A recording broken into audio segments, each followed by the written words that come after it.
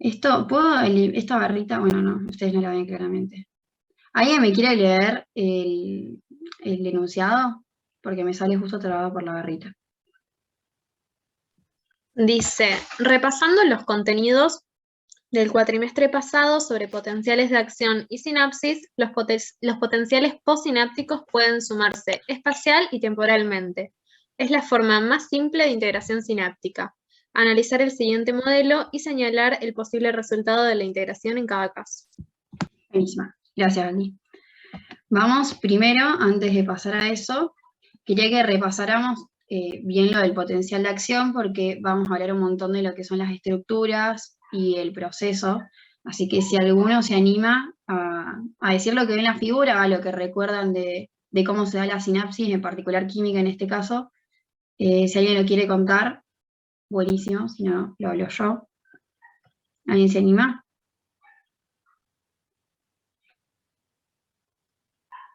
Bueno, teníamos el potencial de acción que venía, recuerden que tenemos el botón sináptico, la hendidura y la membrana posináptica. Vamos a tener que la despolarización en el axón presináptico va a generar la apertura de los canales de calcio dependientes de voltaje. El calcio ingresa y a su vez induce la secreción en la unión de las vesículas que tienen los neurotransmisores con la membrana presináptica. Se liberan los neurotransmisores a la hendidura, que se unen a su vez a los receptores, que pueden ser metabotrópicos o ionotrópicos, de la membrana posináptica, ¿sí? Bien. Las sinapsis pueden ser excitatorias o inhibitorias, y eso va a depender del neurotransmisor y a su vez de el canal al que estén acoplados, ¿sí? Sabemos que el glutamato es el neurotransmisor excitatorio por excelencia en el sistema nervioso central, y cualquier neurotransmisor en sí que sea excitatorio lo que va a generar va a ser la despolarización de la membrana, ¿sí? Que puede o no llevar, ahora lo vamos a ver, a que llegue ese potencial de membrana, llegue al umbral y se desencadene o no el potencial de acción. En cambio, en las sinapsis inhibitorias va a pasar lo contrario. Sabemos que el inhibidor por excelencia en ese caso es el GABA, va a inducir la entrada de cloro, y al contrario, va a hiperpolarizar la membrana y la va a alejar de ese umbral que induce el potencial de acción, ¿sí? ¿Alguien se acuerda de cómo es la estructura? Ay, a ver si se me pasa la... Ahí está. De cómo es la estructura de la neurona, tipo, y como lo ven acá en este grafiquito.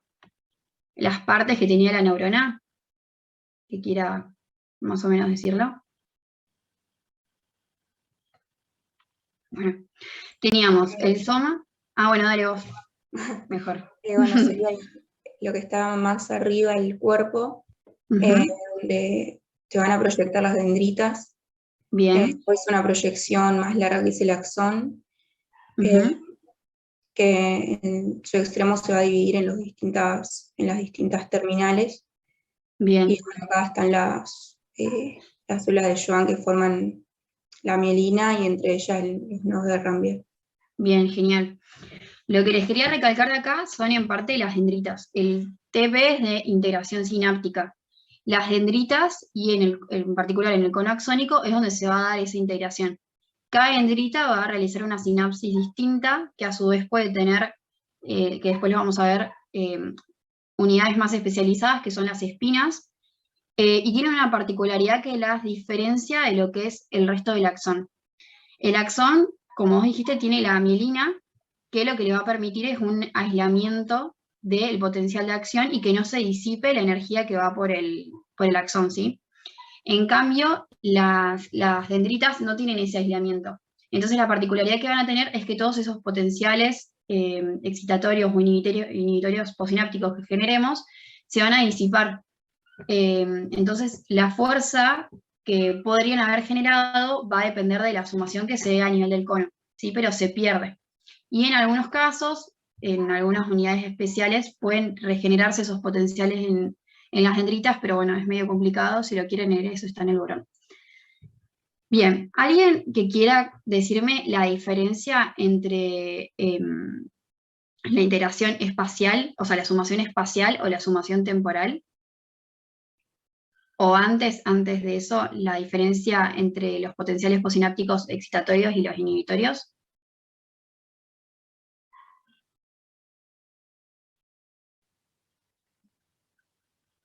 Bueno, los potenciales excitatorios justamente lo que hacen es aumentar, despolarizar la membrana y favorecer que lleguen al umbral. No determina que sí o sí se llegue al umbral y que se genere un potencial de acción, pero sí despolariza la membrana o aumenta ese potencial de membrana, ¿bien? En cambio, los inhibitorios generan lo contrario, ¿sí? Es bien lo que dice el nombre. Y alguien que quiera decir ahora lo que es la sumación espacial y la sumación temporal, si se animan,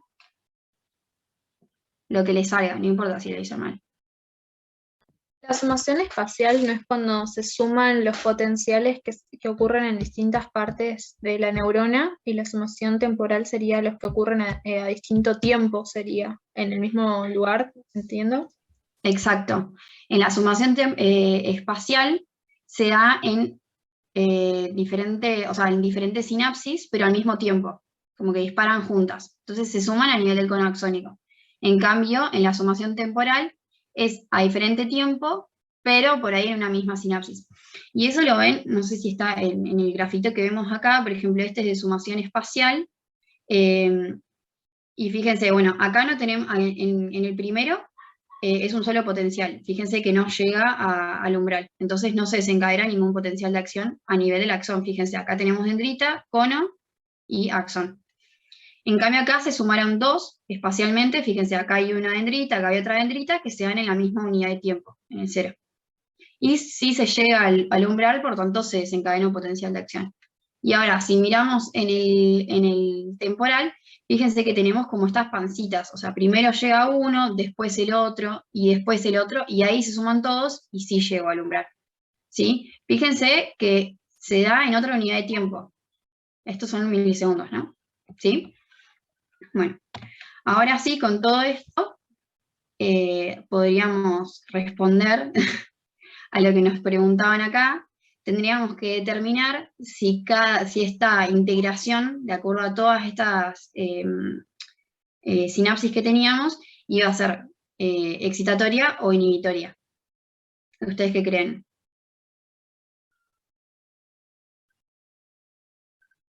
Puede ser excitatoria porque hay más potenciales posinápticos excitatorios. Exacto, sí, muy bien.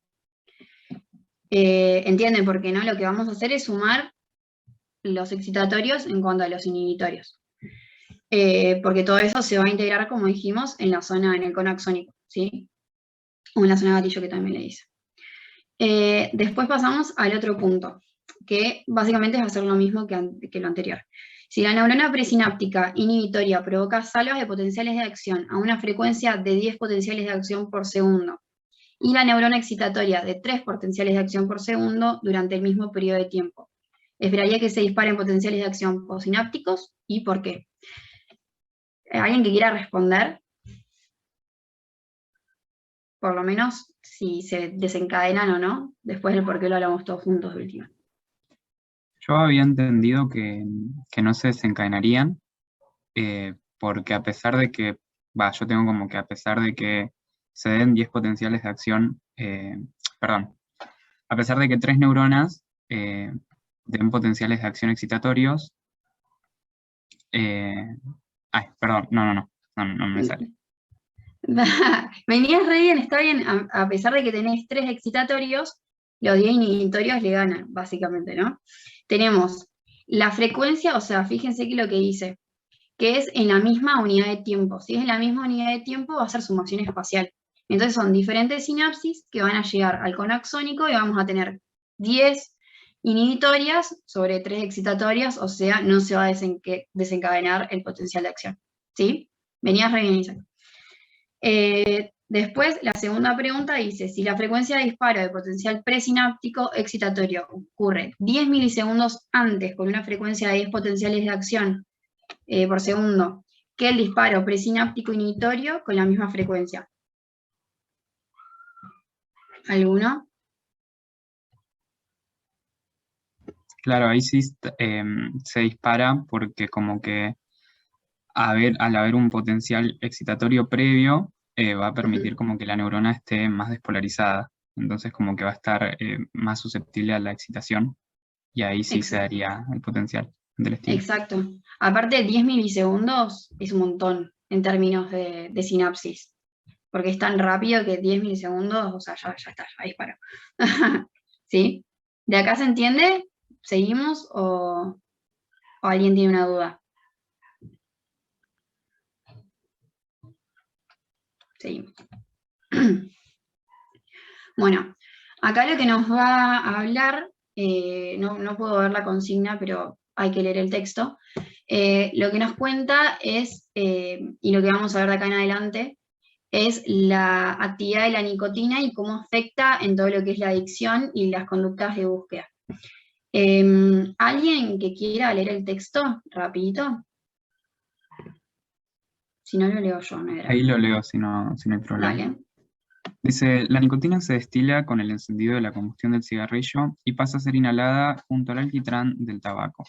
La absorción de la nicotina se inicia muy lentamente en las membranas biológicas de la boca. Cuando el humo del tabaco alcanza las pequeñas vías respiratorias y los alvéolos pulmonares, la nicotina se absorbe rápidamente independientemente del pH del humo. Por lo tanto, las concentraciones de nicotina en sangre aumentan rápidamente mientras se está fumando y alcanzan un máximo cuando se acaba el cigarrillo, es decir, pasados unos 10 a 15 minutos. Una vez absorbida la nicotina, pasa al flujo sanguíneo y empieza a ionizarse. Se ha descrito que la unión de esta sustancia a proteínas plasmáticas es inferior a un 5%. Después, la nicotina se distribuye extensamente en la sangre a los tejidos corporales con un volumen de distribución que depende del peso corporal. La captación de nicotina por parte del cerebro es rápida e intensa de acuerdo con el máximo alcanzado en las concentraciones arteriales. De este modo, las concentraciones en sangre decrecen 20 o 30 minutos después de la administración de la droga. La activación nicotínica del receptor de N-acetilcolina central alfa-4 beta-2 en las neuronas dopaminérgicas de las regiones A10 y A9 del área tegmental ventral induce un notable incremento de la liberación de dopamina en el núcleo accumbens. Este receptor parece ser responsable de los efectos reforzadores y adictivos de la nicotina del tabaco. Con la retirada del tabaco se produce una disminución drástica de la concentración de dopamina en el núcleo accumbens. Esta reducción provoca cada uno de los síntomas que constituyen el síndrome de abstinencia del tabaco.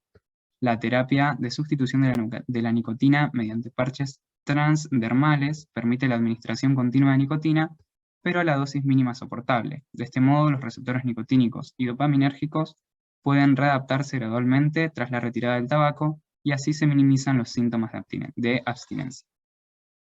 Genial, muchas gracias. Antes de mostrarles el diagrama de flujo que hice, lo que hice ahí abajo, de genero una hipótesis de cómo atraviesa cada barrera. ¿Qué piensan ustedes? O por lo menos, por ejemplo, la barrera hematoencefálica. Porque si tiene efecto en el tegmental ventral y demás, claramente atraviesa la barrera hematoencefálica. ¿Cómo lo haría? ¿Qué creen ustedes? Yo tengo entendido como que difunde. Encontré en un paper que difunde. Lo que sí me Exacto. generó como conflicto es que va ionizada la nicotina y muy poca unidad de proteína. ¿Y cómo hace para difundir? O es un ion muy pequeño. Me quedó esa duda. Capaz que es repava, pero... No está bien. No tengo ni idea del tamaño de la nicotina, la verdad. No sé si alguno de los chicos sabe. Pero sí sabía que difundía porque es muy liposoluble. También ingresa a nivel intracelular y se acumula en las neuronas. Eso lo vamos a ver más adelante. Así que claramente es una molécula muy liposoluble. Pero me mataste con la pregunta, la verdad. Si querés después averiguo, no sé si alguno de los otros chicos sabe. Yo encontré que depende del pH del medio. A menor pH y mayor concentración de protones en el medio se ioniza más rápido. Claro, bien. Bueno, nos quedamos con eso. Y eso ya es irse muy a fármaco. Claro, o sea, no pasa nada si no saben cómo entra la nicotina en realidad, porque nada, no estamos en fármaco, ni toxicología, ni nada extraño. Es medio un dato de que sabemos que, bueno, que si es liposoluble va a atravesar la membrana, o si está ionizado no lo va a atravesar y demás. Pero en particular, ¿qué pasa con la nicotina? No se lo van a tomar. Sí le pueden tomar como ejemplo lo que va a pasar en todo el circuito de recompensa, que es lo que vamos a seguir viendo. Bien. Y el cuadrito sería este. Se fuma el cigarrillo, la nicotina se va a absorber en bocas y en vías respiratorias y alvéolos, va a pasar a la sangre, de sangre lo que decíamos, una parte muy pequeña de ironía de proteínas, el resto va libre, se distribuye en los tejidos. Eso que habla del volumen de distribución es cuánta cantidad está distribuida a nivel de los tejidos o en sangre, ¿sí? Es de fármaco, eso no importa. Después va a ser captada por el cerebro, que es lo que dijeron, va a difundir por la barrera hematoencefálica, se va a unir al receptor de nicotina a nivel del área tegmental ventral, donde va a inducir la liberación de dopamina hacia el núcleo accumbens. ¿Bien? Y eso va a llegar a su vez a la neurona espinosa mediana, que después vamos a hablar un poquito de eso. Antes que me olvide, también teníamos esta parte del texto, que voy a leer. Las neuronas dopaminérgicas del área tegmental ventral del sistema mesolímbico reciben dos principales inputs excitatorios, de neuronas colinérgicas del tegmento laterodorsal y núcleos pedúnculo-continuos. También de neuronas glutamatérgicas del córtex prefrontal. Las neuronas dopaminérgicas del área tegmental ventral envían sus eferencias al núcleo accumbens. Inicialmente la nicotina causa la activación de los receptores nicotínicos que se encuentran sobre estas neuronas, que son distintos subtipos acorde a las subunidades que los componen. Antes de seguir, yo les quería mostrar, a ver si aparece. Ahí está. Este cuadrito. Esto después yo se los voy a explicar un poquito más, lo que son los sistemas moduladores difusos, que la verdad no sé si este año tienen teórico, si van a tener o no, si ya tuvieron, la verdad que no me fijé. Pero básicamente, ¿tuvieron de los sistemas moduladores difusos? Lo vimos en un TP. Ah, o sea que están hechos unos capos. ¿Qué vías entonces son las que están mostradas ahí? ¿Alguno me quiere decir? Mónica los mandó al muere. El núcleo sería Sería la que va desde el área tegmental ventral a la corteza prefrontal, sería la mesocortical, y la que va desde la sustancia negra al núcleo accumbens, la mesolímbica. Y después está la nigroestrial, digo. Y después tendríamos las otras que no está, la tuberoinfundibular fundibular y una más. Pero estas son las que nos tenemos que centrar más que nada la del área tegmental ventral y corteza y la del núcleo accumbens, ¿sí? Que nos vamos a centrar más en este TP. Entonces lo que tenemos que hacer es ver este modelo, ¿sí? Y después ubicar cada una de las áreas. Acá estaríamos en el área tegmental ventral y esta neurona llegaría al núcleo accumbens, la que es la de dopamina, ¿sí? Lo que nos pedía era marcar en el modelo todas aquellas sinapsis que eran, o sea, los receptores presinápticos y los posinápticos, en este caso de nicotina, y después los de GABA y los de glutamato. Bueno, esto se los voy a ir marcando yo porque no me lo pueden marcar ustedes, pero tenemos los receptores de los nicotínicos, vamos a tener los receptores presinápticos y los posinápticos. Los alfa 7, que después, o sea, ambos receptores después los vamos a escribir bien más adelante en el TP, los alfa 7 van a ser siempre presinápticos y los alfa 4 beta 2 posinápticos, ¿sí? Después vamos a tener los de glutamato y los de GABA. Los de glutamato, que hay diferentes tipos, estaban los kainatos, los NMDA, los ionotrópicos y demás, están en esta área, son posinápticos. Acá están los de GABA, que también los vamos a tener acá porque hay otra sinapsis, acá hay otro alfa 4, beta 4, beta 2 digo. Y después teníamos que determinar si la sinapsis va a ser excitatoria o inhibitoria. Por ejemplo, ¿el glutamato es excitatoria o inhibitoria? Es excitatorio. Bien, ¿y el GABA? inhibitorio. Inhibitorio. Bien. ¿Y las colinérgicas? Excitatorio. Bien, buenísimo. Y después nos pedía que complete el modelo con la terminal dopaminérgica que llega al núcleo accumbens y los receptores. La verdad no lo hice, pero llegaría al núcleo accumbens y los receptores que va a tener, después lo vamos a ver bien, se dividen en el grupo D1 y D2, y van a ser los asociados a proteína GS y a proteína GI, ¿sí? Después los vemos bien iguales. Bien, entonces, dice, completa el modelo para corroborar que las acciones de la nicotina sobre el sistema dopaminérgico mesolímbico son estimulación de los receptores nicotínicos posinápticos, alfa-4 beta-2 sobre neuronas dopaminérgicas del área tegmental ventral, y estimulación de receptores nicotínicos presinápticos alfa-7 sobre neuronas glutamatérgicas, que son aferencias de las neuronas dopaminérgicas. Es decir, que va a estar estimulando tanto a nivel presináptico como a nivel posináptico. O sea, va a favorecer la excitación que tiene el glutamato sobre la neurona dopaminérgica y también va a actuar directamente sobre la neurona, ¿sí? Y los que le tienen que quedar de acá también es esto. Los receptores alfa-7 son presinápticos y los alfa-4 beta-2 son posinápticos. Puse eso, ¿no? Porque no lo estoy viendo. Ahí ya veo que lo puse mal. Sí, está bien. Ay, corrí todo. Paren, ¿eh? ¿Qué toqué? Ya va, parezco una abuela tocando esto. Se ve todo bien igual. Sí, yo sé que ustedes lo ven bien, pero me tapé todo. Ahí está. Ahí está, listo. Bien. Seguimos. ¿Alguien quiere leer el enunciado, porfis? Yo leo. Dale.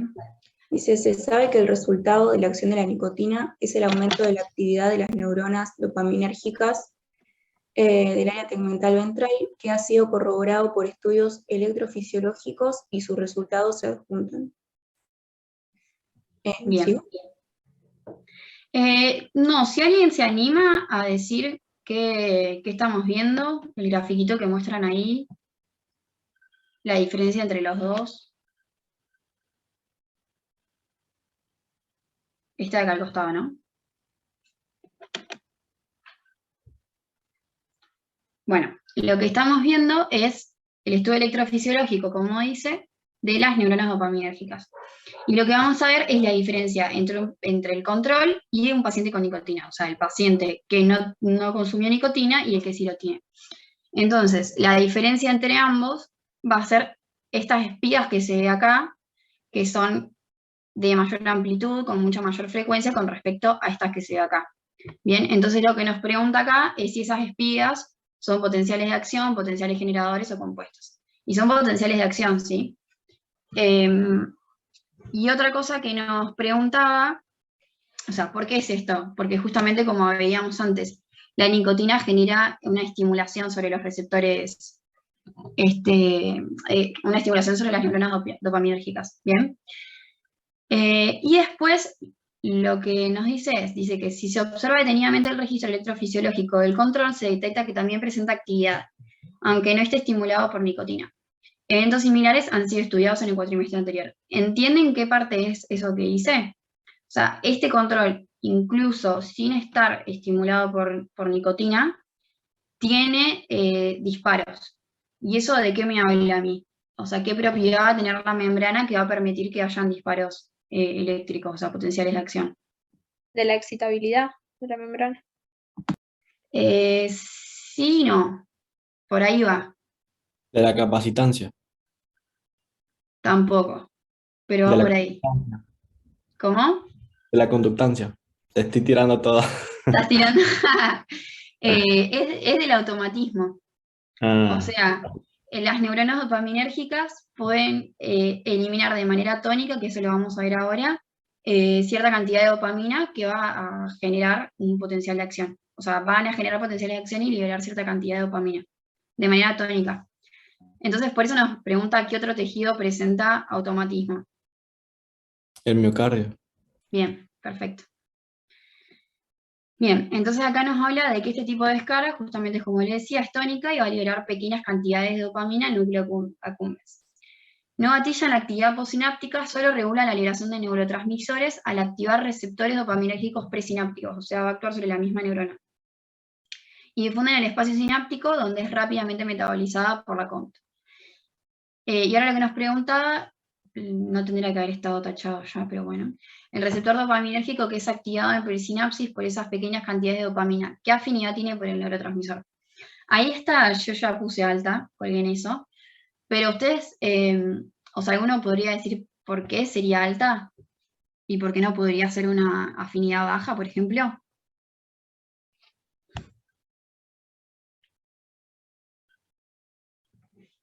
Bueno, sería porque si libero poca cantidad de dopamina y el neurotransmisor presináptico tiene baja afinidad, jamás se va a unir porque va a tener poquita dopamina, no va a tender a unirse. Tiene que tener mucha afinidad, o sea, afinidad alta, para que el neurotransmisor tienda a unirse a bajas concentraciones, ¿sí? Después dice, por otro lado, en el registro electrofisiológico se observan las palabras phasic burst, que evidentemente muestra el efecto opuesto al detallado en el párrafo anterior. En base a lo que está señalando, ¿podría escribir una traducción de este término? ¿Ustedes qué creen que podría ser este término? No lo voy a repetir porque no sé qué tal mi inglés, mi pronunciación.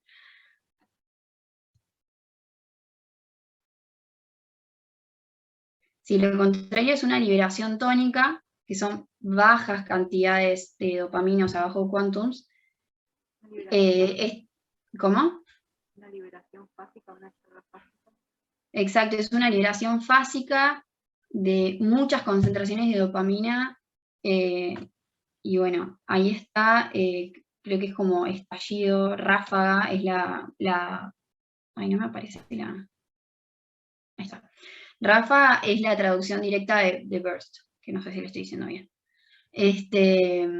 Pero sería eso, a diferencia de la anterior, en la tónica teníamos pequeñas cantidades, y en la otra vamos a tener una descarga masiva, una ráfaga, digamos, eliminamos mucha dopamina.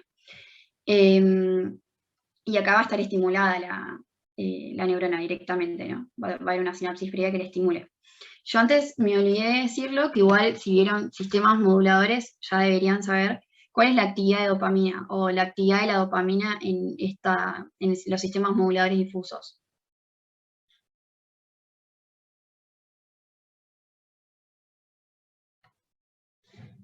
La dopamina participa en todos los que son los circuitos de recompensa, va a ser la que va a estar implicada en el placer, en todas las actividades que generan placer, por ejemplo, desde comer, desde en este caso las drogas, y en la sexualidad, en todo.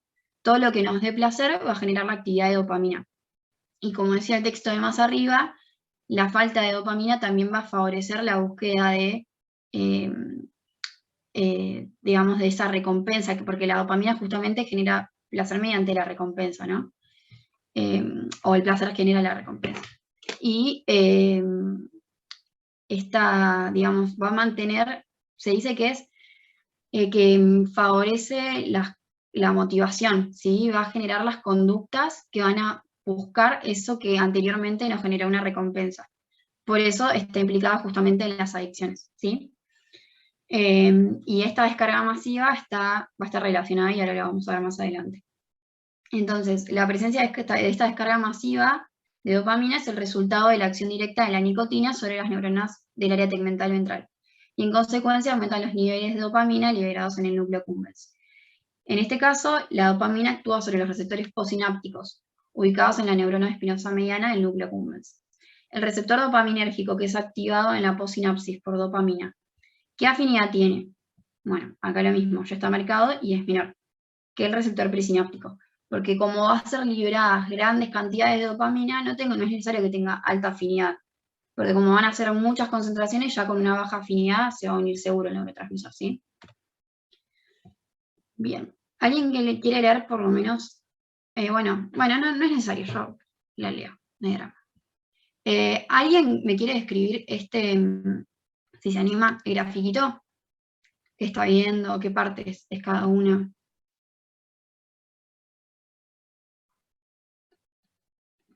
Bueno, tendríamos la neurona espinosa mediana, que es la que está en el núcleo accumbens, que tiene las dendritas con el cuello de la espina, que va a tener sinapsis desde la neurona dopaminérgica y desde aferencia, que viene desde el área tegmental ventral, y desde neuronas glutamatérgicas que vienen desde la corteza, ¿sí? Desde el área prefrontal.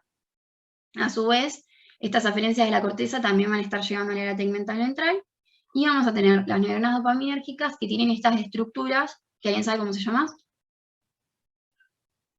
Varicosidades. Bien.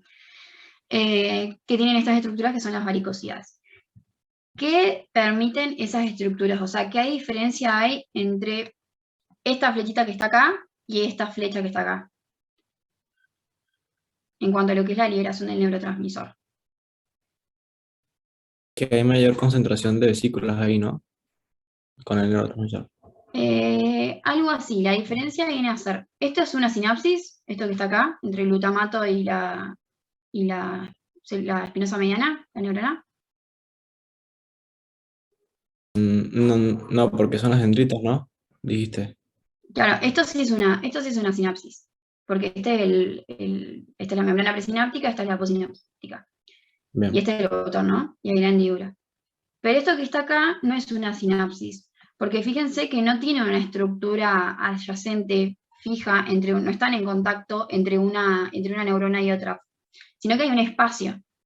En este caso, como dice acá, la dopamina tiene que difundir para poder accionar, en este caso a nivel presináptico o acá a nivel postsináptico, ¿sí? Va a difundir y va a actuar de manera paracrina. Entonces, esto, y se va a liberar de forma, o sea, no es específica, se libera dopamina y se libera. Y actúa acá, y si hubiera acá, va a actuar ahí, ¿bien? Se va a unir a los receptores. Entonces, esta que es la pregunta que está acá. ¿Qué acción tiene la dopamina que se libera de esa forma? Que no es sinapsis.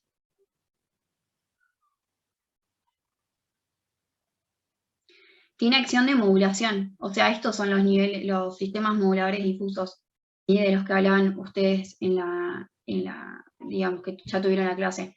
¿Qué son los sistemas moduladores difusos? ¿Alguien sabe alguna definición o más o menos lo que entiende? Es como una red bastante compleja y que tiene una ubicación bien dispersa en lo que sería el sistema nervioso central, que bueno, básicamente se va a encargar de muchísimas funciones como los que vos dijiste ahora de la recompensa, bueno, de ciclos circadianos y un montón de cosas. Pero creo que la característica o sea, lo que los caracteriza es que son muchos grupos de neuronas que tienen conexiones a lo largo de todo el sistema nervioso central. Bien. Y lo que tienen es que justamente van a modular. Es decir, van a, de cierta manera, modificar y modular, valga la redundancia, la actividad eléctrica de otras neuronas, aumentando, o sea, favoreciendo el aumento del potencial de membrana o disminuyéndolo, ¿sí? Entonces justamente van a regular la actividad de otras neuronas, ¿sí? Y además de la característica que dijiste vos, es que suelen salir en general desde el tronco del encéfalo, ¿sí? Pero está perfecto lo que vos dijiste. Bien, y acá nos habla de los receptores dopaminérgicos. ¿Se acuerdan que yo les dije que teníamos los receptores de 1 like y los receptores de 2 like? Los receptores de 1 like son los de 1 y de 5, y los de 2 son de 2, de 3 y de 4. Los de 1 están asociados a proteína GS. La proteína GS, ¿se acuerdan que activaba en general? Adenilatoxiclasa. LC. Bien, a la dinatociclasa aumenta el AMP cíclico y va a generar normalmente corrientes despolarizantes, ¿sí? O sea que van a ser excitatorios o inhibitorios. Excitatorios. Bien, perfecto.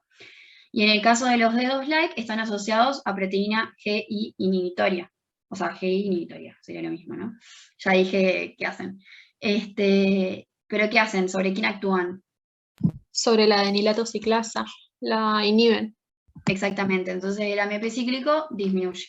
Entonces, la pregunta que está acá abajo dice, si tiene receptores de 1 like, la sinapsis va a ser excitatoria, y si tiene los de 2 like, va a ser inhibitoria. ¿Bien? Entonces, acá nos pregunta, si en ambos casos las neuronas espinosas medianas reciben idéntica estimulación excitatoria glutamatérgica, que proviene de la corteza prefrontal, pero presentan en el cuello de las espinas dendríticas distintos receptores dopaminérgicos, ¿cómo será la integración de su respuesta? ¿Mayor o menor? Si tengo una aferencia glutamatérgica y sobre eso actúan los receptores de 1, ¿va a ser mayor o menor que si estuviera por sí sola? Mayor porque se suman espacialmente también. Claro, igual en este caso no sería o sea, sí es una sumación, sí, en realidad es una sumación, pero también está modulando, es medio, porque no es directamente una sinapsis, es lo que decía antes. Bien. pero sí va a favorecer, como va a despolarizar la membrana, justamente porque el D1 genera actividad de la proteína G, es el AMP cíclico y demás, va a favorecer, es decir, va a aumentar todavía más el potencial de membrana y va a favorecer que se gatille el potencial de acción. En cambio, si tengo receptores D2, ¿qué va a pasar? Voy a tener mayor o menor respuesta. Va a ser menor. Bien, exacto. Perfecto, chicos. Bien. Y acá tenía... Bien. Bueno, ¿alguien quiere leer la primera partecita, el primer párrafo de esto? Dice, podemos pensar entonces que el sistema... perdón, eso, ¿no? Lo del punto 4. Sí, eso, del punto 4. Podemos pensar entonces el sistema nervioso como un conjunto de circuitos simples o pequeños microcircuitos, que se interconectan y forman circuitos mayores para procesar información, que se vinculan entre ellos y forman redes que cumplen distintas funciones. Estos circuitos se especializan en recibir información, aferencia o input, procesarla con integración y enviar una respuesta que es la eferencia o output. Otros componentes estructurales son interneuronas que reciben información local o de otras áreas del sistema nervioso y regulan la activación de los microcircuitos, neuronas principales o de proyección. Los axones proyectan fuera de la región cerebral donde reside el soma, encargadas de contactar con microcircuitos entre sí, y neuronas moduladoras que actúan modulando las propiedades eléctricas de la neurona postsináptica, cambios en excitabilidad de membrana, o pueden actuar a nivel presináptico modulando la liberación del neurotransmisor. Ahí está, genial, gracias. Mirá, justamente lo que les dije yo recién de las neuronas moduladoras. Modulan las propiedades eléctricas de la neurona, ya sea a nivel postsináptico o a nivel presináptico. Lo que va a hacer es que sean más excitables o menos excitables, ¿sí? Eso lo entendieron, ¿no? ¿O quieren que... ¿Hasta acá venimos bien? Sí, sí. Bueno, genial. Después dice que estos estímulos son importantes para la supervivencia, van a estimular el área tegmental ventral y van a generar la liberación que va a ser fásica y rápida. O sea, si no hay estimulación, la liberación de dopamina es de forma tónica y lenta, por automatismo, porque son autoexcitables, pero si tengo estimulación va a ser fásica y rápida, o sea, voy a tener una alta liberación de dopamina. Esa dopamina va a ser liberada en las varicosidades pequeñas del núcleo accumbens, que van a hacer sinapsis en las espinas dendríticas de las neuronas espinosas medianas, que son neuronas GABAérgicas. La dopamina liberada de esta forma señaliza la información relacionada con la predicción de las recompensas y es importante para la adquisición y refuerzo de conductas de búsqueda y los programas motores que conducen a la obtención de la recompensa. Todavía no vieron plan motor, ejecución y todo eso, ¿no? No. Creo que no. No, sí, me parecía que lo tenían más adelante, pero bueno. Cuando vean bien eso, van a ir a ver la dopamina que está metida en todo lo que es el refuerzo en elegir. El plan motor es como si fuera un programa de la compu, que digamos, ponerle para hacer clic y que arranque, necesitas a la dopamina, ¿sí? Como para que filtre y diga, es este. Bueno, lo que nos dice es, si recuerdas, se observa que también existe una descarga tónica lenta de las neuronas dopaminérgicas que se han descrito como autoexcitables, los que hablábamos recién. La descarga tónica y lenta genera liberación de dopamina en las varicosidades grandes del núcleo accumbens, que difunde y actúa sobre receptores dopaminérgicos con afinidad, esto lo habíamos dicho, si era tónica y lenta y hay bajas concentraciones, ¿qué afinidad tenía el receptor? Alta. Muy bien. Entonces, va a actuar sobre las varicosidades pequeñas, donde reduce la liberación de dopamina, y sobre las terminales glutamatérgicas, donde también reduce la liberación de glutamato. Entonces dice, si así la liberación tónica mantendría levemente inhibida la liberación fásica de dopamina hasta que llegue un estímulo para que active el circuito. Es decir, que se controla que no... acá estaba el alta, yo decía, no aparece. Lo que hace es que el circuito se mantenga de cierta forma inhibido y que se despierte o se active solo ante la estimulación. Y ahí se libera las grandes cantidades de dopamina que van a ser los que generen efecto sobre el núcleo accumbens, ¿sí? Bien, seguimos. Acá lo que tenemos que hablar es básicamente sobre la estructura de los receptores nicotínicos. No sé, no me acuerdo bien qué decía arriba, no sé si alguien lo quiere leer, la primera partecita.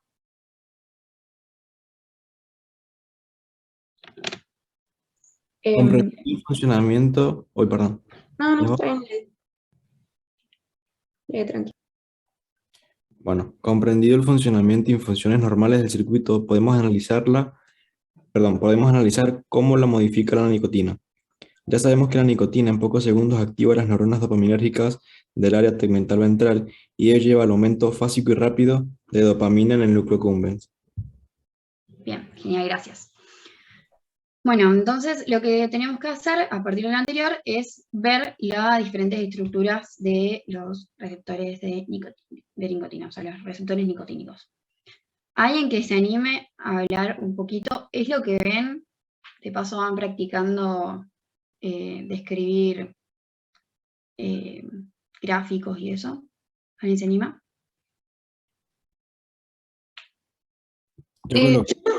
Perdón, habla Isaac. Dale. No, o sea, hice como un textito que dice que los receptores nicotínicos son del tipo colinérgicos, están constituidos por 5 subunidades y a partir de esto se pueden clasificar en homoméricos y heteroméricos.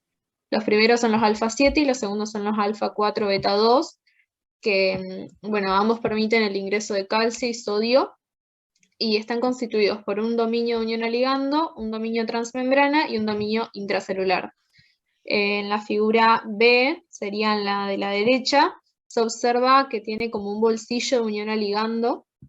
Y bueno, los receptores alfa 7 son de rápida activación, de sensibilización rápida y tienen una elevada permeabilidad al calcio. Y los alfa 4 beta 2 son de activación lenta, de sensibilización lenta y baja permeabilidad al calcio. O sea, armé como eso, con todo. Genial, está perfecto. Buenísimo. Bueno, acá con lo que dijo la compañera, que lo escribió perfecto, tenemos que los canales son de tipo ionotrópico, o sea, permiten la entrada de las corrientes, ¿sí? Y lo importante, más que nada, era esta comparación entre el alfa 7 y el alfa 4 beta 2. ¿Se acuerdan que yo le había dicho que se acordaran en uno de los puntos anteriores dónde estaba cada uno? ¿El alfa 7 era presináptico o posináptico? Presináptico. Bien. Y el alfa 4 beta 2 era posináptico. Ahí ya tenemos las diferencias estructurales. Después tenemos las diferencias en lo que es la activación.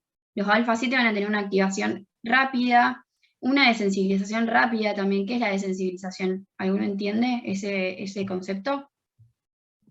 Yo lo tengo como que se desligan rápido del ligando, o sea, es repetitivo, pero así es como que me lo imagino. Es algo similar. Tiene que ver con... Perdón. ¿Cómo? No, dale, habla vos. Que baja la afinidad, me suena a mí. También es una mezcla de esas dos, digamos. Si baja la afinidad, tampoco se une rápidamente al ligando, o si está unido, se va a liberar del ligando, ¿bien? O el ligando se va a liberar del receptor. Entonces, lo que va a determinar es que uno deje de responder más rápido que el otro. Entonces, si bien el alfa 4 beta 2 tiene una activación rápida, puede permanecer más tiempo abierto y más tiempo activo, ¿sí? Bien, lo que teníamos que hacer era hacer este cuadrito, que ya lo hicimos con lo que dijeron ustedes, igual acá está completo, por si después lo necesitan, ¿sí? Y acá nos hablaba de las características justamente de la velocidad de sensibilización. ¿Alguien hizo este puntito que quiera ir leyéndolo como es correctamente, digamos?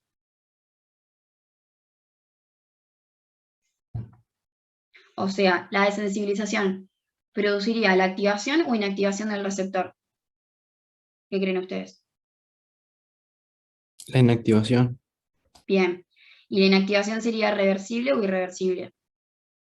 Reversible. Bien. ¿Y esa inactivación sería cuando está expuesto de forma corta o cuando está prolongada, repetidamente, todo el tiempo? Depende del receptor, ¿no? Sí, pero en general va a ser, en este caso, cuando es prolongada, continua o repetida. Es decir, si es corta, no va a pasar. ¿Sí? Y este evento va a ser por fosforilación o desfosforilación del receptor. Es por fosforilación, ¿sí?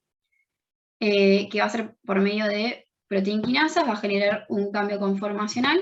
En algunos casos, no en este caso, pero en algunos casos puede generar que disminuya la concentración de receptores en la membrana, por ejemplo.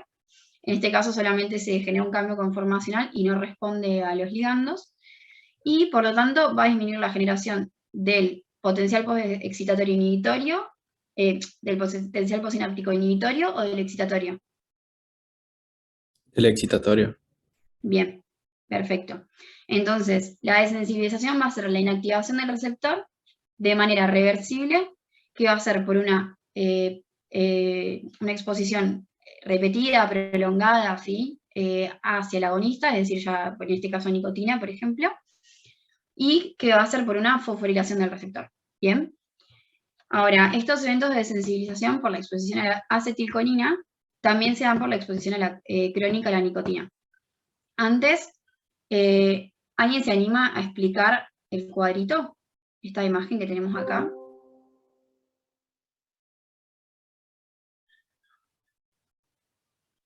Bueno, en este primer, ustedes ven mi mouse, ¿no?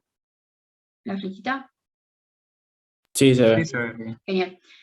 En el primero de acá está el canal cerrado sin ligando, o sea, no hay nicotina, por ejemplo. Acá el canal está abierto y tiene nicotina. Fíjense, está unida acá y está unida acá, en esos bolsillos de unión que hablaba la compañera previamente. Acá el canal ya está cerrado, fíjense que está unido a todo, o sea, ya por más de que está unido, no se desensibilizó todavía, pero se cerró. Y acá con el tiempo, si sigo esas mismas cantidades, el canal permanece cerrado y ya está directamente desensibilizado, ¿sí? Y por más de que se le unan todos los ligandos, no se va a abrir, no se va a activar. Bien, entonces acá nos mostraba que la exposición crónica a la nicotina tenía ciertas diferencias sobre lo que generaba la acetilcolina. Y eso se daba por que la acetilcolinesterasa no hidroliza a la nicotina. La acetilcolinesterasa, ¿qué hacía? ¿Se acuerdan?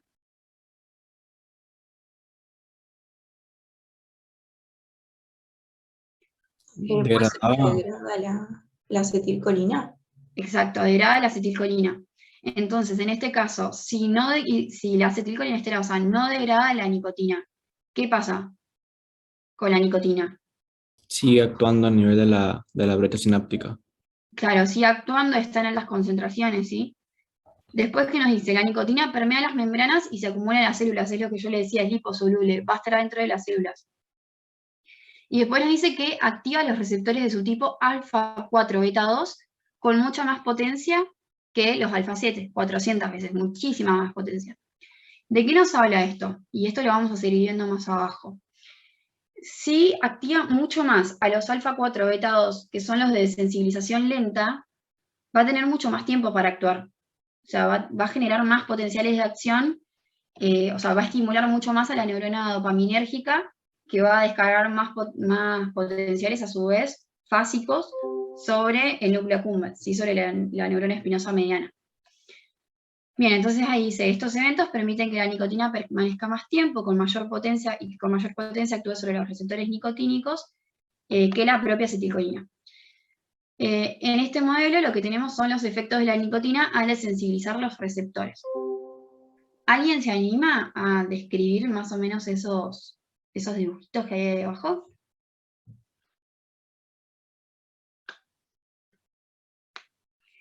Bueno, tenemos en el primer dibujito, en un paciente que no consume nicotina, por ejemplo, tenemos la neurona dopaminérgica, que es esta que está acá abajo, la neurona colinérgica, y esta va a ser la respuesta que vamos a tener. Entonces lo que vemos es que la neurona colinérgica va a liberar ciertas cantidades de acetilcolina que se van a unir a los receptores. Fíjense, acá tenemos 4 receptores, están todos unidos a acetilcolina, y fíjense la cantidad de dopamina que va a liberar esta terminal. Y a su vez, fíjense el potencial de acción que genera, es decir, bueno, sí, la cantidad, no me sale la palabra, la amplitud, ¿sí? En cambio, en un paciente que consume nicotina, fíjense cómo baja la cantidad de los receptores. Ahora tiene la mitad, tiene 2 nomás. Y al activar menos receptores, fíjense la cantidad de dopamina que va a liberar. Es mucho menor y por lo tanto la fuerza y potencial de acción también va a ser mucho menor. Bien. ¿Entiende esto? Acá les dejo el texto correcto, después si quieren les subo el power así les queda. Tengo una pregunta. Sí, Entonces, es por eso que los fumadores cada vez necesitan más cantidad de nicotina, como que sienten esa necesidad o nada que ver. exacto. Ahora lo vamos, justo en este punto hablamos de eso. Así que si Ah, después no lo entendés bien, ahí lo seguimos hablando, ¿vale? vale, gracias. De nada. ¿Alguien quiere leer esta primer partecita?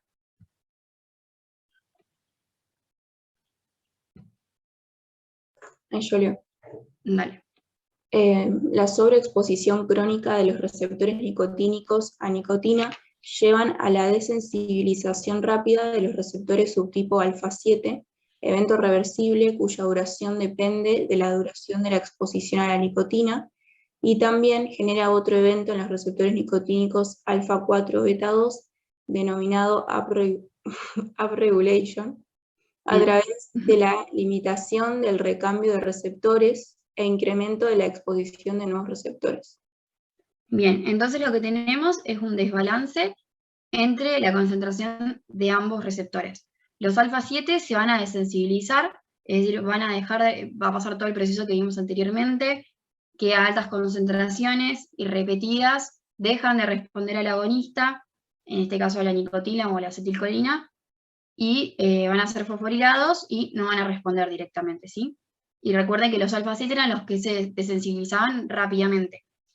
En cambio, los alfa 4 beta 2 no solo tenían desensibilización rápida, sino que en cuanto a la nicotina van a generar upregulation, o sea, aumento de la concentración de receptores y todavía voy a responder más, ¿sí? Entonces lo que tenemos acá es un gráfico que muestra el efecto relativo en función de la dosis, o el efecto biológico en función de la dosis del agonista, y vamos a tener los efectos de sensibilización y tolerancia. Tenemos que describir el gráfico y hablar de qué curva creen ustedes que está relacionada con la desensibilización y cuál con la regulation.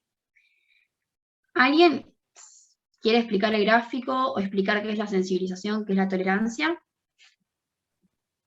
Armé como un textito, no sé si lo puedo leer medio como ayuda. ¿Sí? Sí, sí, léela. Puse que en el gráfico, sobre lo que es el eje independiente, vamos a tener las dosis de administración de nicotina, y en el eje dependiente el efecto de la nicotina en sí.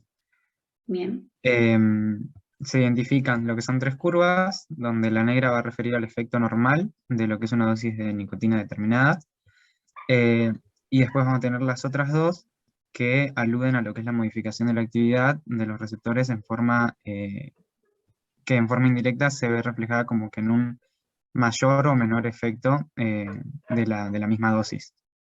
Bien. Entonces, la curva roja representa lo que es el upregulation, donde hay mayor sensibilidad a la dosis con la que normalmente hay efectos menores, que serían los de la curva negra, y generalmente está asociada a la acción de los receptores alfa 4 beta 7, por esto de que va a aumentar la cantidad alfa 4 beta 7, alfa 4 beta 2, perdón, Bien. que va a llevar al aumento de la cantidad de estos. Entonces, como que a una dosis igual vamos a tener un mayor efecto.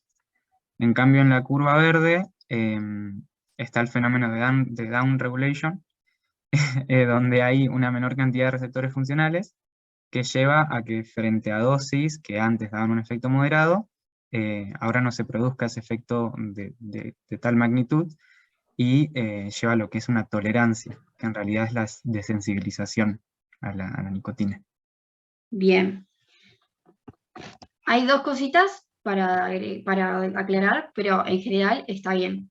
Sí es verdad que tenemos la de la sensibilización, que haría referencia a la upregulation, y la tolerancia a la downregulation. La tolerancia, como decía el compañero, es que a igual dosis a igual dosis voy a generar menor efecto relativo o menor efecto biológico. Por lo tanto, voy a tener que aumentar la dosis para generar el mismo efecto que generaba anteriormente. En el cambio, en la sensibilización... Deme un segundo que entro a la perra porque no se va a callar, señor. Ya vengo.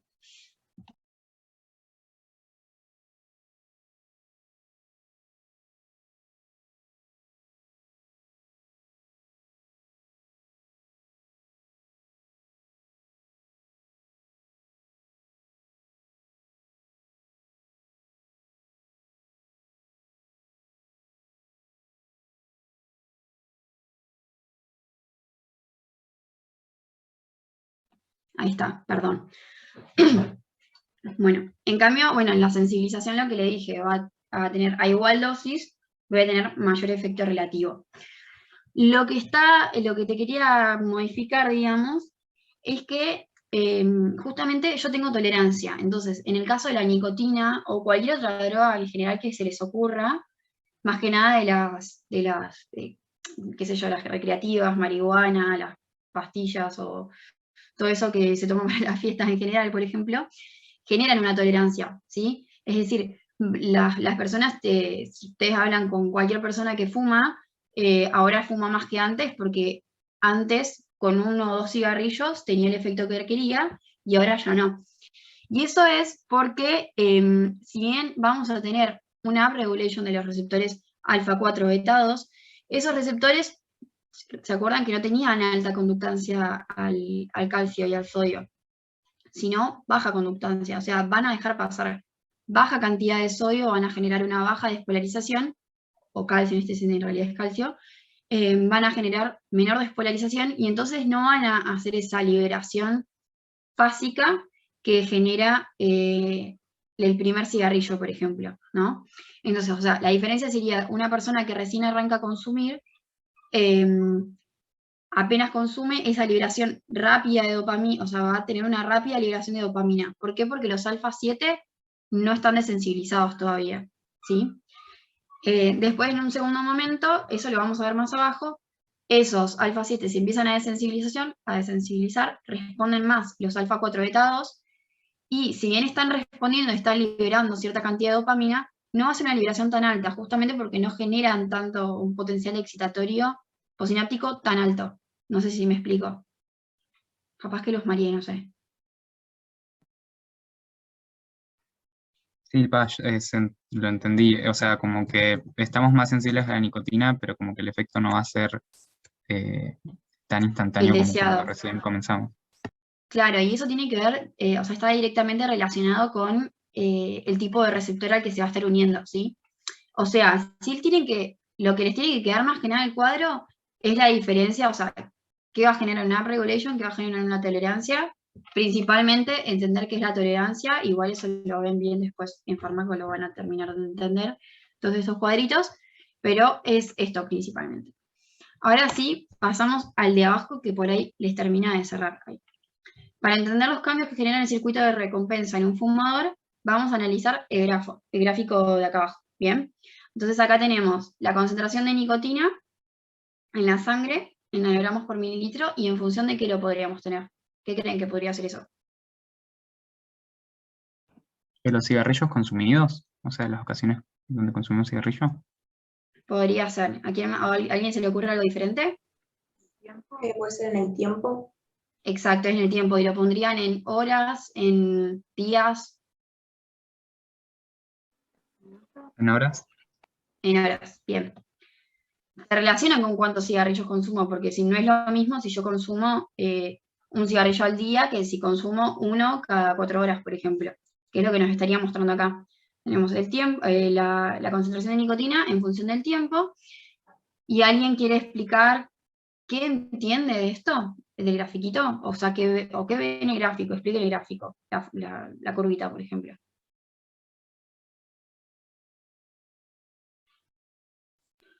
Lo que vemos es, a las 8 de la mañana, o sea, supongan que el paciente se levanta a las 8 de la mañana y desayuna un pucho. Bueno, acá empieza a subir la concentración de nicotina. Acá se clava otro, sube más y acá se mantiene.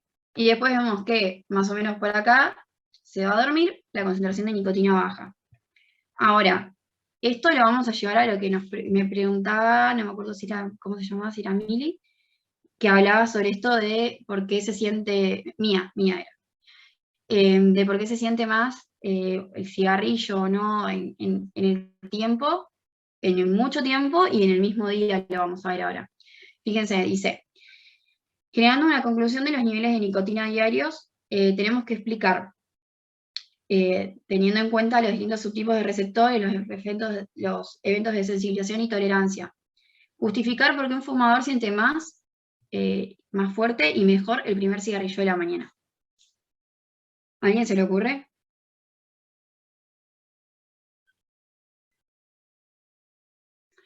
sería que el paciente que arranca fumando a las 8 o 9 de la mañana lleva, ¿cuánto? 6, 8 horas de acuerdo a cuándo se fue a dormir, sin nicotina en su organismo, ¿sí? Las concentraciones, como ven acá, bajaron. No hay nicotina, ¿sí? Entonces, cuando se despierta, tiene tanto los alfa 7 como los alfa 4 beta 2. Si esa desensibilización que nosotros veíamos, recuerden que no es irreversible, es reversible. Entonces, donde disminuyeron las concentraciones de nicotina, otra vez se volvieron a sensibilizar esos receptores alfa 7, no es que quedan desensibilizados de por vida, ¿sí? Entonces, cuando el paciente fuma, o ustedes, cualquiera, fuma ese primer cigarrillo por la mañana, los niveles de dopamina que va a liberar van a ser esos niveles fásicos altísimos que le va a generar esa sensación de placer y va a decir que siente mejor el cigarrillo de las 8 de la mañana, claramente porque no tenía nada de nicotina en el organismo, ¿sí? Ahora, a medida que empieza a fumar, y esperen, y vuelvo acá, ese cigarrillo que fumó, que genera la liberación de dopamina, porque la nicotina estimula directamente a la neurona dopaminérgica, va a generar, es decir, esa dopamina, va a generar las conductas de búsqueda, o sea, ese placer que sintió lo va a querer seguir sintiendo en nuestro cerebro, porque el cerebro no diferencia si fue porque fumaste un pucho, que es malo para el organismo, o no sé, porque comiste una hamburguesa, o sea, es placer en general. Entonces, va a favorecer esos circuitos justamente para la búsqueda de esa conducta que genere ese placer, o sea, va a favorecer que vuelvas a fumar. Ahora, cuando fumes el segundo y el tercero y el cuarto, esos receptores alfa 7 se van a empezar a desensibilizar, porque mantenés concentraciones altas de nicotina, y va a empezar a responder predominantemente el alfa 4 beta 2, que no genera esa descarga alta de dopamina, que es lo que decía antes. Entonces sí, voy a mantener los niveles de nicotina, no voy a tener los altos niveles de dopamina que tenía antes, y encima favorezco esa búsqueda de conductas que es adictiva, o sea, mantiene el círculo de la adicción, para que el paciente busque otra vez fumar el cigarrillo. ¿Se entiende? Sí, sí, se entiende. ¿Sí? Si no, lo vuelvo a explicar, lo digo diferente, no sé. Bueno. Sí. Bueno, acá dice, como consecuencia de la sensibilización, está tapado, pero de los receptores nicotínicos en el circuito de la recompensa, se modifica el balance de liberación tónico-fásico. Decae el tónico y el fásico induce mayor descarga de dopamina en el núcleo accumbens, ¿sí? Justamente por estos cambios que se producen a nivel de los receptores, ¿bien? Estos cambios por la acción crónica, o sea, ahora hablamos de la acción crónica, no de que el paciente, digamos, de que haya fumado todo el día, sino de alguien que fuma diariamente por un tiempo prolongado. Va a generar lo que se llaman modificaciones plásticas a corto plazo. Y acá viene ya lo que es la segunda parte del TP, lo que es la plasticidad sináptica. ¿Alguien sabe lo que es la plasticidad sináptica? ¿Entiende la definición o más o menos lo que entiende por eso? Puede ser que sea como la capacidad que tiene la neurona de modificarse ante los diferentes estímulos a los que se somete, o sea, modifica su metabolismo, la liberación de neurotransmisores y demás. Yo entiendo Viene por eso. ahí. Sí, está bien. Está bien. O sea, el concepto son modificaciones que van a ser tanto estructurales como químicas, que es lo que vos decís. O sea, puede ser aumentando las cantidades de dendritas, es decir, las conexiones que tiene la neurona, aumentando los receptores en una sinapsis, por ejemplo, y esos cambios que se van a dar, tanto estructurales como químicos, como dice, van a favorecer, es decir, aumentar la fuerza o disminuir la fuerza sináptica de una sinapsis específica. Las modificaciones plásticas se dan en particular en una sinapsis, no es que van a darse en muchas sinapsis a la misma vez. Y la plasticidad sináptica está relacionada directamente con los procesos de memoria y aprendizaje, ¿sí? Y en este caso también en las adicciones. Entonces, ¿se entendió el concepto? Sí, sí. ¿Sí? Bien. Entonces, se puede entonces decir que una de las consecuencias funcionales de en los fumadores crónicos está relacionada a los mecanismos plásticos de desensibilización, es el fenómeno de ¿Alguien lo puso eso? ¿De adicción? No, pero está por ahí. Bueno, la tolerancia, que es la que habíamos hablado antes. O sea, ¿por qué se habla de sensibilización? La desensibilización está relacionada con la tolerancia a nivel clínico, ¿no? El paciente te va a decir que no, ya no siente el cigarrillo, por ejemplo, o X droga. Y eso es lo que va a generar la necesidad de obtener y autoadministrarse mayores dosis de nicotina para obtener el efecto original. Esa es la definición de tolerancia, ¿sí? Que es lo que hablábamos antes. O sea, a nivel neuroquímico, una liberación de dopamina suficiente para activar el núcleo accumbens, ¿sí? Con la exposición crónica de las neuronas de la área tegmental ventral a nicotina, también se observa un cambio plástico en la actividad de los inputs glutamatérgicos que permiten mantener más tiempo activado el sistema dopaminérgico mesolímbico y asegurar el reforzamiento. Este fenómeno se denomina potenciación a largo plazo, que es un aumento duradero en la comunicación sináptica como consecuencia de una estimulación eléctrica intensa y de alta frecuencia. La potenciación a largo plazo, o sea, en la plasticidad sináptica hay diferentes mecanismos para generarla. Puede ser la potenciación, que puede ser a corto plazo o a largo plazo, y después están los relacionados con la inhibición, con la facilitación. Si quieren leer o les interesa la plasticidad sináptica, no sé si va a estar en el final que rindan ustedes, pero antes estaba en el final, está bueno en el neurón, está muy bien explicado. Bien, y como dice, la potenciación a largo plazo, que va a generar cambios que van a ser duraderos, por ejemplo, en la memoria o en el aprendizaje, va a ser lo principal, se va a dar siempre que haya una estimulación eléctrica intensa y de alta frecuencia. Ahora vamos a ver bien por qué. Tenemos este texto que habla en principio de los diferentes receptores glutamatérgicos. Acuérdense que acá hablaba de los cambios que se generaban en los inputs glutamatérgicos, ¿sí? Después de la exposición crónica de nicotina en el área tegmental ventral. Vamos a tener los receptores AMPA, los NMDA, los kainato y los mGlu, que son los metabotrópicos, los otros son inotrópicos, ¿sí? Y acá lo que me habla es de la neurotransmisión glutamatérgica relacionada a los receptores NMDA y los AMPA, ¿sí? Y cómo se relacionan esos con la plasticidad sináptica. Por un lado tenemos los receptores AMPA. Los receptores AMPA van a favorecer la entrada de sodio, ¿sí? Se produce la unión directamente, o sea, se libera glutamato. El glutamato se une a los AMPA, los receptores AMPA se activan y dejan pasar sodio.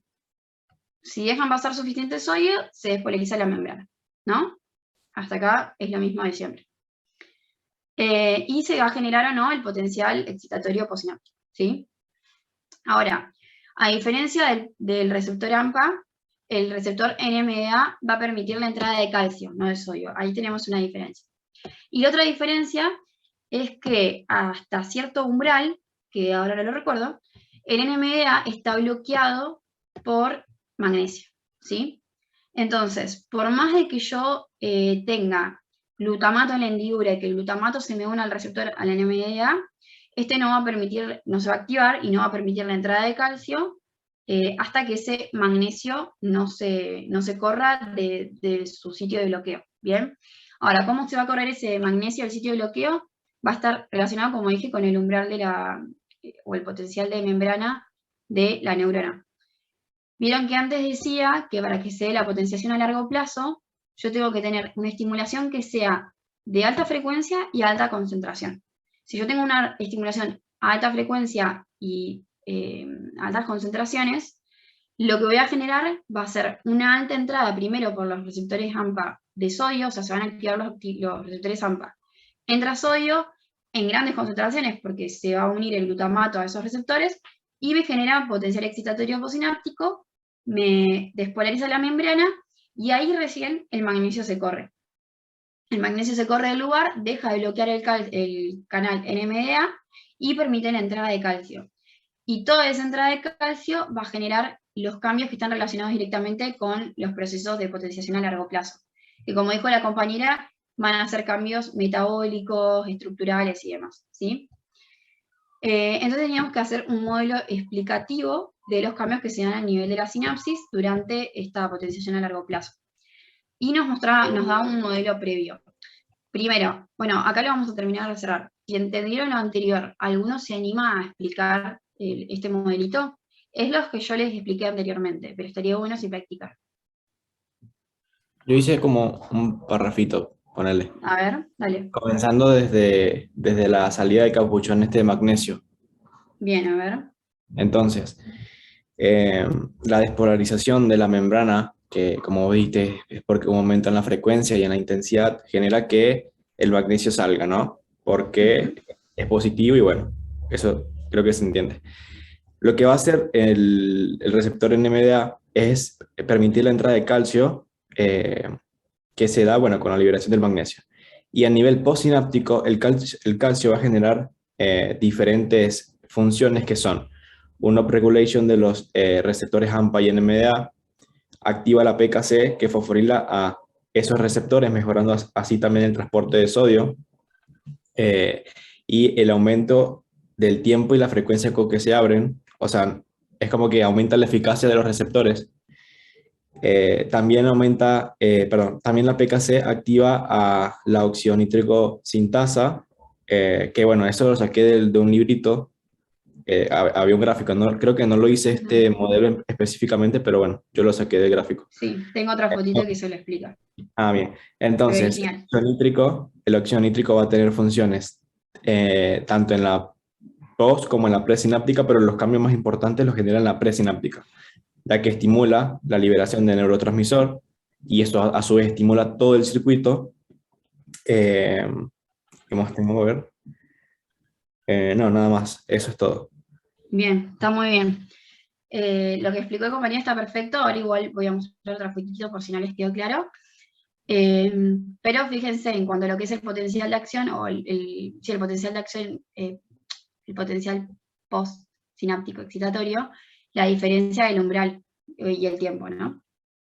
Recuerden que los potenciales postexcitatorios pueden tener diferentes amplitudes, no como el potencial de acción que siempre tiene la misma amplitud, ¿sí? Bien. Lo que nos mostraba, lo que decía el compañero, tenía que ver con esto, ¿no? Y lo que decía el texto. A bajas concentraciones solamente va a entrar o sea, solamente se va a activar el receptor, el AMPA, y si no se llega a ese umbral, el magnesio va a estar bloqueando estos canales. En cambio, si la despolarización es a alta frecuencia y altas concentraciones, el AMPA va a dejar entrar el sodio, se va a despolarizar la membrana, lo suficiente para que el magnesio libere ese sitio de bloqueo, permita la entrada del calcio y el calcio genere todas esas modificaciones intracelulares. Y esto tiene que ver con lo que decía el compañero. Por un lado, una vez que entra, recuerden que ese aumento del calcio no va a generar la liberación de vesículas posinápticas y aumento de otras sinapsis. Porque estamos en una dendrita, por ejemplo, o sea, no tenemos vesículas en esa área, ¿bien? Eso creo que no lo había explicado anteriormente. Ese calcio que aumenta va a activar segundos mensajeros, va a generar toda una cascada intracelular, que por un lado, como decía el compañero, va a aumentar la disponibilidad de los receptores AMPA, fíjense acá, y va a aumentar la concentración de los NMDA, y va a favorecer la frecuencia de despolarización, todo lo que nos decía antes el compañero, y por el otro lado estaba lo del óxido nítrico. Algunos libros hablan del óxido nítrico, otros hablan de que podría existir un neurotransmisor, como que todavía no está del todo descrito, esto es bastante nuevo. Lo que se habla es que supuestamente habría un neurotransmisor o segundo mensajero, todavía no se lo termina de definir, que tendría que ser similar al óxido nítrico o óxido nítrico, que tiene la particularidad de difundir rápidamente por las membranas, que generaría como una retroalimentación positiva sobre la membrana, o sea, sobre la neurona presináptica, y favorecería la liberación de mayor cantidad de glutamato. Es lo básico que sabemos de la retroalimentación positiva, por ejemplo, de las hormonas, ¿no? A nivel de lo que es el eje hipotálamo hipofisiario, ¿sí? En este otro gráfico también sumamos, que igual lo vamos a ver más después, que también se favorece la síntesis de factores de crecimiento que van a estimular la formación de dendritas nuevas, o sea, la neurogénesis, ¿sí? Todo eso va a llevar a que se potencie esa sinapsis.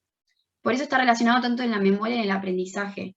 Si yo hago la conexión de dos ideas y se mantiene en el tiempo, porque está bien estimulado y demás, esta sinapsis se va a mantener continuamente estimulada, no sé si me explico. ¿Alguien quiere leer este texto? Tengo una pregunta.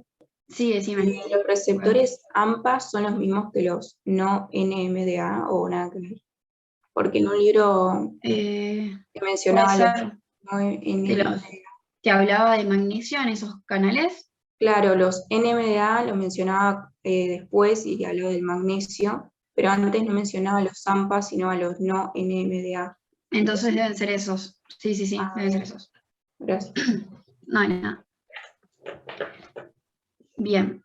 Uno de los factores involucrados en los procesos de plasticidad es el de Staph B, perteneciente a los factores de transcripción que regula la transcripción de determinadas subunidades del receptor glutamatérgico AMPA, así como diferentes enzimas de señalización intracelular.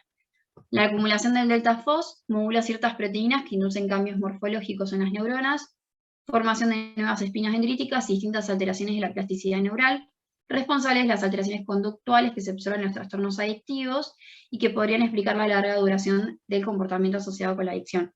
Si esto es lo que les decía antes, van a haber factores neurotróficos que justamente van a generar una neurogénesis.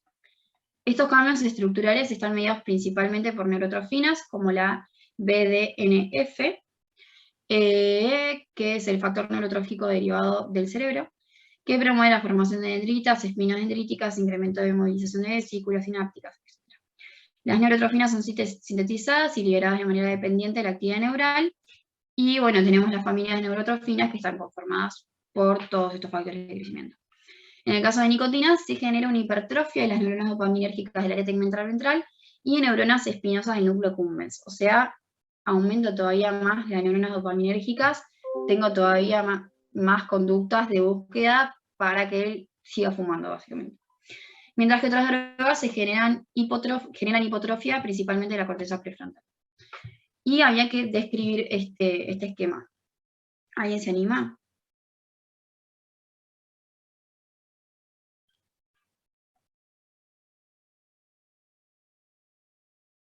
Bueno, básicamente sería que cuando se une este factor de crecimiento, creo que era derivado del cerebro, no me acuerdo exactamente el nombre, se une a estos receptores tirosinquinasa, activa todas estas... respuesta, no voy a hacer todo el caminito, porque es muy largo, me estoy quedando sin voz. Si no lo entienden algo específico, igual se los digo. Pero genera todos estos... toda esta cascada intracelular que va a activar este gen, que a su vez va a favorecer la generación de diferentes proteínas, que a su vez van a favorecer el crecimiento de las dendritas, ¿sí? ¿Alguna duda sobre eso? Bueno. O sea, básicamente es que se van a sintetizar más proteínas para que crezca la neurona. Exacto, más proteínas, más receptores, de diferentes receptores, ¿no? No solo no solo de neurotransmisores, sino de hormonas, de diferentes moléculas, ¿sí? Que pueden haber en la neurona en general. Claro. Y se favorece ese crecimiento de la dendrita, es como que justamente se estira, como que tuviera más ramificaciones la neurona, ¿sí? Sí. Y si tengo una neurogénesis, o sea, y aumento las conexiones de la neurona, más sinapsis, justamente es lo que decía anteriormente, fíjense que decía acá, genera una hipertrofia de las neuronas dopaminérgicas del área tegmental ventral y de las neuronas espinosas. Y lo que yo les decía, favorezco esta conducta de búsqueda y la adicción, básicamente. Después, acá, lo que nos muestra este gráfico es que básicamente ya lo sabemos, los receptores nicotínicos están enotolados a partir del sistema, además del sistema nervioso central, y como la nicotina es una molécula muy liposoluble, va a tener acceso a la mayoría de ellos o todos ellos. Entonces habla de que a nivel periférico, principalmente tenemos receptores alfa 3 beta 4, que sería como un alfa 3 beta 4, que se caracteriza también por tener lenta desensibilización. Entonces acá teníamos que completar dónde iban a estar esos receptores. Yo ya los completé, pero esto lo deberían saber, así que quiero que me lo digan ustedes, que básicamente es repetir lo que está en el grafiquito. ¿Alguno se anima? Esto no, esto de acá estamos. Bueno, tenemos a nivel parasimpático, recuerden que Estos serían los ganglios, sí, bueno, eso, no me sale la palabra. Pero tendríamos las neuronas presinápticas y las neuronas postganglionares, perdón. En el caso del parasimpático, ambos va a liberar acetilcolina. Y sabemos que en el caso de los simpáticos, las preganglionares son las que van a liberar acetilcolina, las postsinápticas van a liberar noradrenalina. ¿Sí? Entonces los receptores nicotínicos van a estar acá y van a estar acá. Después tenemos que de los ganglios torácicos, la médula adrenal va a actuar directamente como un ganglio. Y vamos a liberar acá acetilcolina, por más que, digamos, la médula adrenal participe en todo lo que es el sistema simpático, ¿sí? Y acá también vamos a tener receptores de nicotina. Y lo que vemos en este cuadrito de acá son los cambios que se generan en diferentes, por ejemplo, signos vitales y constantes con la administración de nicotina. Entonces, por ejemplo, tenemos acá un electrocardiograma, sin nicotina, con nicotina, la frecuencia cardíaca, la presión sistólica, una actividad neuronal.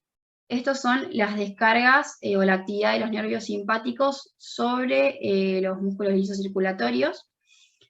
Esto, perdón, es decir, si va a generar mayor o menor vasoconstricción, por ejemplo. La frecuencia respiratoria y el volumen tidal, ¿sí? ¿Alguno se anima a comparar ambos, o sea, entre el paciente que no consume cigarrillos, por ejemplo, con el que sí consume? Básicamente es lo que vemos. Bueno, la parte del, del electrocardiograma no, ni idea. No importa, igual le sirve mucho. Después la frecuencia cardíaca, la persona no fumadora va a tener menos latidos por minuto. La presión sistólica no varía mucho, creo.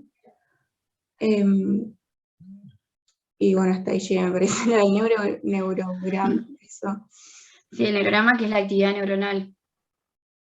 Bueno, digamos, va a tener entonces más actividad neuronal de el fumador.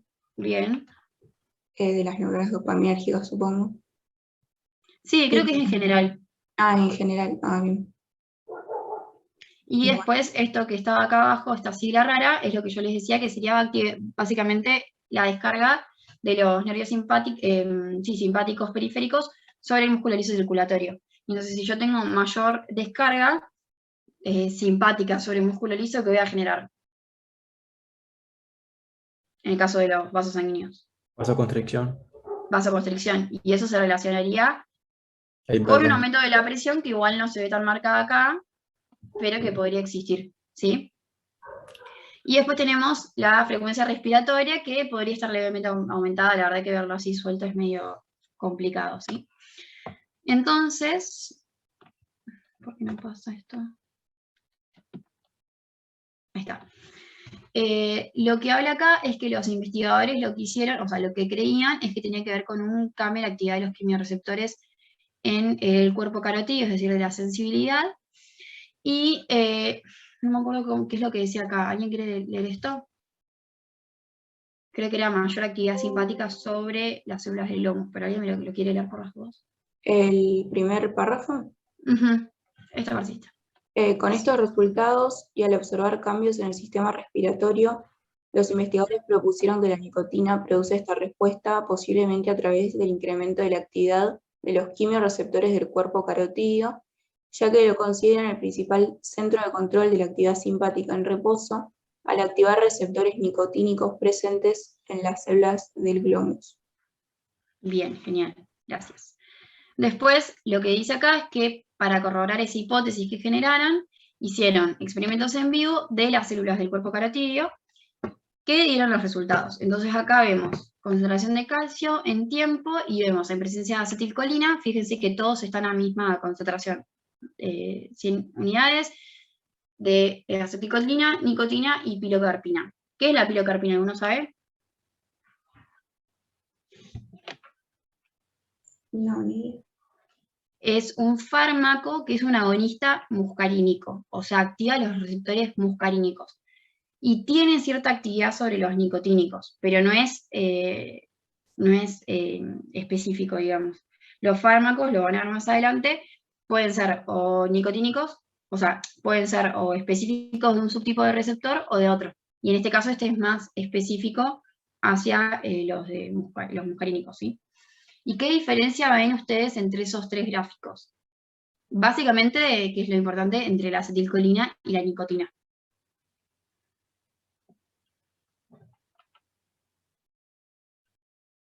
Como que es más sostenida la concentración de calcio por acción de la acetilcolina a diferencia de la...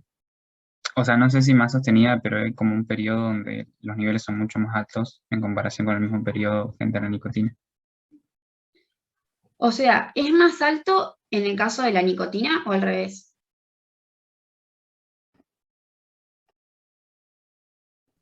Sería... Habla. Ay, estaba apagando. Sería más alto en el caso de la nicotina, fíjate que el pico es más alto. Es verdad que acá tiene como una pequeña meseta, pero es de pequeña. Se mantiene más alto, o sea, tiene un pico más alto y después se mantiene alto por más cantidad de tiempo, fíjense. Dura hasta los 7 y acá ya los 5 está abajo, ¿sí? En tiempo, ¿no? En minutos. A los 5 minutos ya está casi llegando al nivel basal y acá a los 5 minutos sigue arriba, cerca de los 250 más o menos, ¿sí? La concentración de calcio. Entonces, ¿ustedes creen que lo que decían estos científicos, esta hipótesis, es correcta o no? O sea, ¿tiene que ver con una sensibilización del glomus? Parece que sí. Sí, bien, se relaciona con eso. Y después, lo último que preguntaba es qué acción tiene la pilocarpina sobre los receptores. O sea, ¿es un agonista o es un antagonista colinérgico? Esto se lo dije yo. Y está tachado. Así que es un agonista, ¿sí?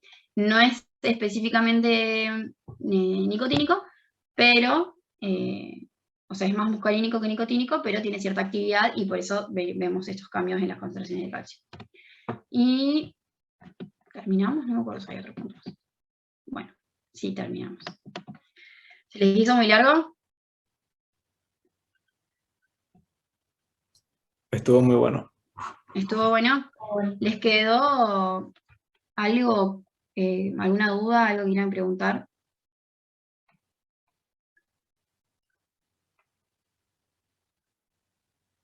Yo quería preguntar si entonces la sensibilización era el down regulation. Pues en un momento medio que me mareé, Te pero mareaste ahí. claro, porque volvieron a mencionarlo de la tolerancia y no sé. Claro.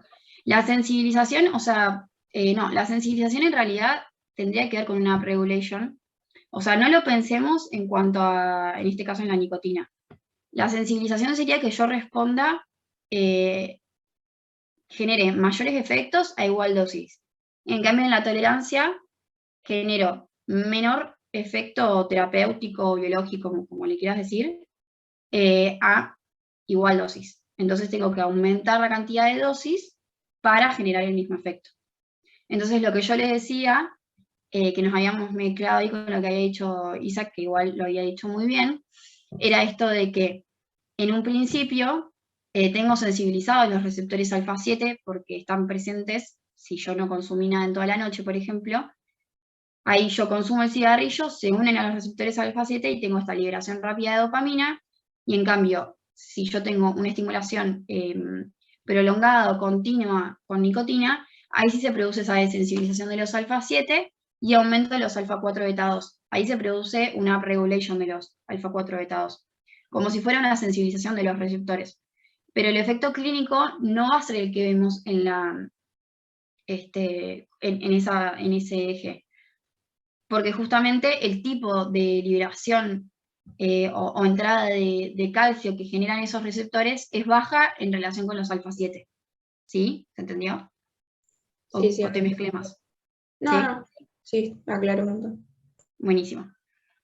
¿Alguien tiene otra duda?